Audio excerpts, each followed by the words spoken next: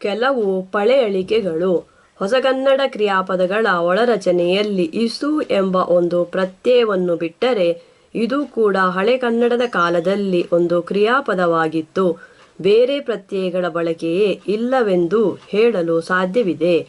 ಈ ಮಾತಿಗೆ ಅಪವಾದವಾಗಿ ಕೆಲವು ಪಳೆಯಳಿಕೆಗಳನ್ನು ಮೇಲೆ ಕೊಟ್ಟಿರುವ ಕ್ರಿಯಾಧಾತುಗಳಲ್ಲಿ ಕಾಣಬಹುದು. ಇವೆಲ್ಲ ಕನ್ನಡ, ತಮಿಳು, ತೆಲುಗು, ಗೋಂಡಿ, ಕುಯಿ, ಕುಡುಕ್ ಮೊದಲಾದ ಭಾಷೆಗಳಿಗೆ ಮೂಲವಾಗಿದ್ದ ದ್ರಾವಿಡ ಭಾಷೆಯ ಕ್ರಿಯಾಪದಗಳಲ್ಲಿ ಇದ್ದಿರಬಹುದಾದ ಒಳರಚನೆಯ ಪಳೆಯಳಿಕೆಗಳು. ಇವುಗಳಲ್ಲಿ ಕೆಲವನ್ನು ಪ್ರತ್ಯಯಗಳೆಂದು ಹೇಳಲು ಕನ್ನಡದಲ್ಲೇನೇ ಆಧಾರ ಸಿಗುವುದಾದರೂ ಕನ್ನಡದ ವ್ಯಾಕರಣದಲ್ಲಿ ಇವಕ್ಕೆ ಹೆಚ್ಚಿನ ಪ್ರಾಧಾನ್ಯವಿಲ್ಲ. ಈ ಮೂಲ ಭಾಷೆಯಲ್ಲಿ ಕ್ರಿಯಾಧಾತುಗಳೆಲ್ಲ ಒಂದೇ ಅಕ್ಷರದವುಗಳಾಗಿ ಇದ್ದಿರಬೇಕೆಂದು ಬೇರೆ ಬೇರೆ ದ್ರಾವಿಡ ಭಾಷೆಗಳನ್ನು ಹೋಲಿಸಿ ನಡೆಸಿದ ಚಾರಿತ್ರಿಕ ಅಭ್ಯಾಸದ ಆಧಾರದ ಮೇಲೆ ಹೇಳಲು ಸಾಧ್ಯವಿದೆ. ಈ ಒಂದಕ್ಷರದ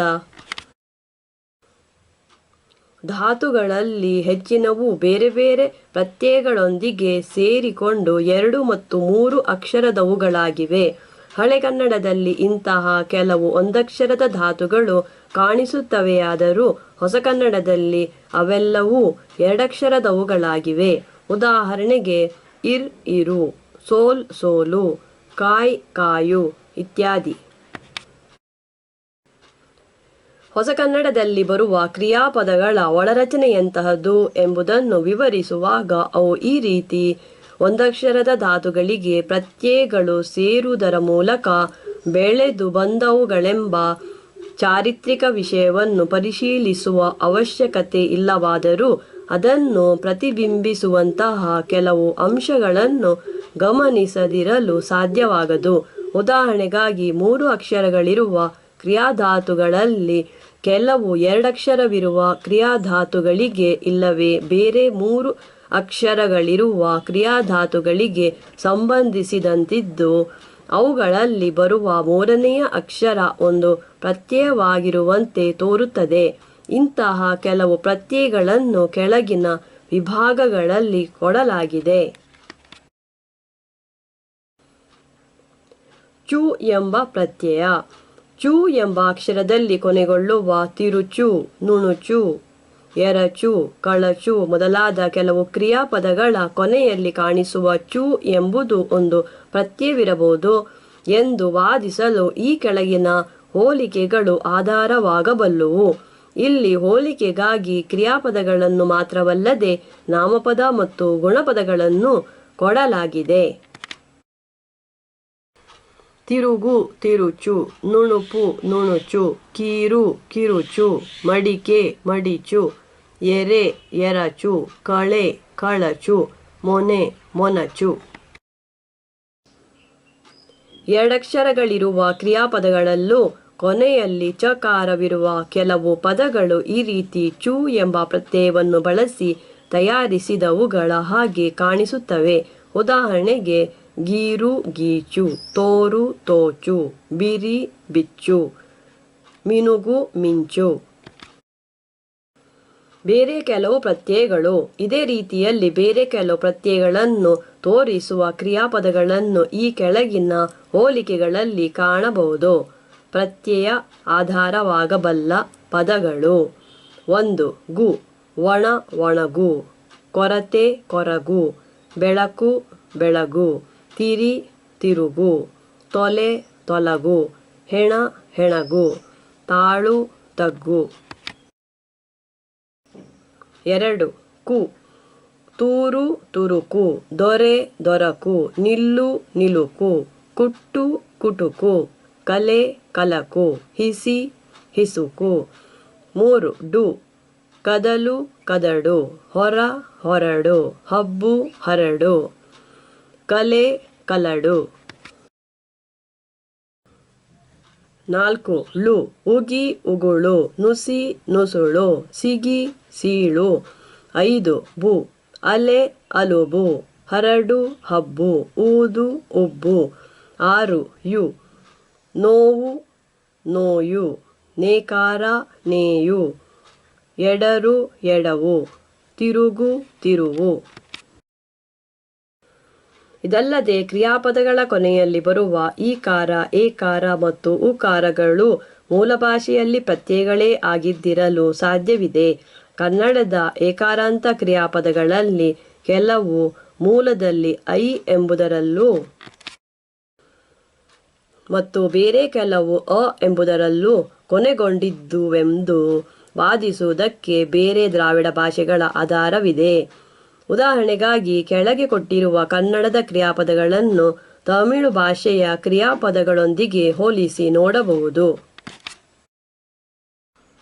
ಕನ್ನಡ ತಮಿಳು: ಅಳೆ ಅಳ, ಮರೆ ಮರ, ನಡೆ ನಡ, ಕರೆ ಕರ, ಬೆಳೆ ವಿಳೈ, ಕೊರೆ ಕುರೈ, ಒಡೆ ಉಡೈ, ಕರೆ ಕರೈ. ಕನ್ನಡದ ಕರೆ ಎಂಬುದಕ್ಕೆ ಹಾಲನ್ನು ಕರೆ ಮತ್ತು ಆತನನ್ನು ಕರೆ ಎಂಬ ಎರಡು ಬಳಕೆಗಳಲ್ಲಿ ಕಾಣಿಸುವಂತೆ ಎರಡು ಬೇರೆ ಬೇರೆ ಅರ್ಥಗಳಿದ್ದು, ನಿಜಕ್ಕೂ ಆ ರೂಪದಲ್ಲಿ ಎರಡೆರಡು ಬೇರೆ ಬೇರೆ ಕ್ರಿಯಾಪದಗಳಿವೆ. ಇವುಗಳಲ್ಲಿ ಮೊದಲನೆಯದರ ಕೊನೆಯ ಏಕಾರ ಅಕಾರದಿಂದಲೂ ಮತ್ತು ಎರಡನೆಯದರ ಕೊನೆಯ ಏಕಾರ ಐ ಎಂಬುದರಿಂದಲೂ ಬಂದಿದೆ ಎಂಬುದನ್ನು ಅವುಗಳ ಎದುರು ಕೊಟ್ಟಿರುವ ತಮಿಳು ಪದಗಳು ಸ್ಪಷ್ಟಪಡಿಸುತ್ತವೆ. ಇಸು ಎಂಬ ಪ್ರತ್ಯಯದ ಬಳಕೆ ಮೇಲೆ ಕೊಟ್ಟಿರುವಂತಹ ಪಳೆಯಳಿಕೆಗಳಾಗಿ ಉಳಿದಿರುವ ಪ್ರತ್ಯಯಗಳನ್ನು ಬಿಟ್ಟರೆ ಕನ್ನಡ ಕ್ರಿಯಾಪದಗಳ ಒಳರಚನೆಯಲ್ಲಿ ಪ್ರತ್ಯಯಗಳ ಬಳಕೆಯೇ ಇಲ್ಲವೆಂದು ಹೇಳಲು ಸಾಧ್ಯವಿದೆ. ಆದರೆ ಇದಕ್ಕೆ ಅಪವಾದವಾಗಿ ಕನ್ನಡದ ಕೆಲವು ಕ್ರಿಯಾಪದಗಳಲ್ಲಿ ಇಸು ಎಂಬ ಒಂದು ಪ್ರತ್ಯಯ ಕಾಣಿಸಿಕೊಳ್ಳುತ್ತದೆ. ಸಾಮಾನ್ಯವಾಗಿ ಈ ಪ್ರತ್ಯಯವನ್ನು ಸಂಸ್ಕೃತದಿಂದ ಎರವಲಾಗಿ ಬಂದ ನಾಮಪದಗಳನ್ನು ಕ್ರಿಯಾಪದಗಳ ಸ್ಥಾನದಲ್ಲಿ ಇರಿಸುವುದಕ್ಕಾಗಿ ಬಳಸಲಾಗುತ್ತದೆಯಾದರೂ ಕನ್ನಡದವೇ ಆದ ಕ್ರಿಯಾಪದಗಳಲ್ಲೂ ಕೆಲವೊಂದು ಸಂದರ್ಭಗಳಲ್ಲಿ ಇವುಗಳ ಬಳಕೆಯನ್ನು ಕಾಣಬಹುದು. ಉದಾಹರಣೆಗಾಗಿ ಅಬ್ಬರ ಅಬ್ಬರಿಸು, ಹಂಬಲ ಹಂಬಲಿಸು, ಬೇಸರ ಬೇಸರಿಸು, ಕನ್ನಡ ಕನ್ನಡಿಸು, ಒತ್ತಾಯ ಒತ್ತಾಯಿಸು, ಹಂಗು ಹಂಗಿಸು, ತುಂಡು ತುಂಡಿಸು, ಹೆಸರು ಹೆಸರಿಸು, ಮುದ್ದು ಮುದ್ದಿಸು, ನೆಲೆ ನೆಲಸು. ಗುಣಪದಗಳಿಂದಲೂ ಕ್ರಿಯಾಪದಗಳನ್ನು ಈ ರೀತಿ ತಯಾರಿಸಲು ಸಾಧ್ಯವಿದೆ ಎಂಬುದನ್ನು ಕೆಳಗಿನ ಉದಾಹರಣೆಗಳು ತೋರಿಸಿಕೊಡುತ್ತವೆ. ಆದರೆ ಕನ್ನಡದವೇ ಆದ ಗುಣಪದಗಳೊಂದಿಗೆ ಈ ಇಸು ಪ್ರತ್ಯಯದ ಬಳಕೆ ಅಪರೂಪ. ಎತ್ತರ ಎತ್ತರಿಸು, ಇದಿರು ಇದಿರಿಸು, ತಂಪು ತಂಪಿಸು, ಬೋಳು ಬೋಳಿಸು.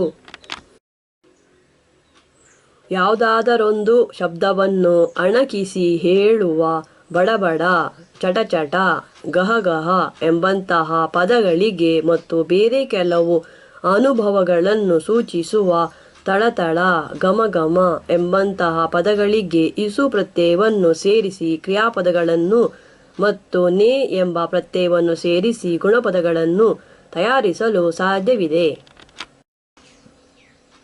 ಬಡಬಡಿಸು, ಬಡಬಡನೆ, ಚಟಚಟಿಸು, ಚಟಚಟನೆ, ಗಹಗಹಿಸು, ಗಹಗಹನೆ, ತಳತಳಿಸು, ತಳತಳನೆ, ಘಮಘಮಿಸು, ಘಮಘಮನೆ, ಬಗಬಗಿಸು, ಬಗಬಗನೆ.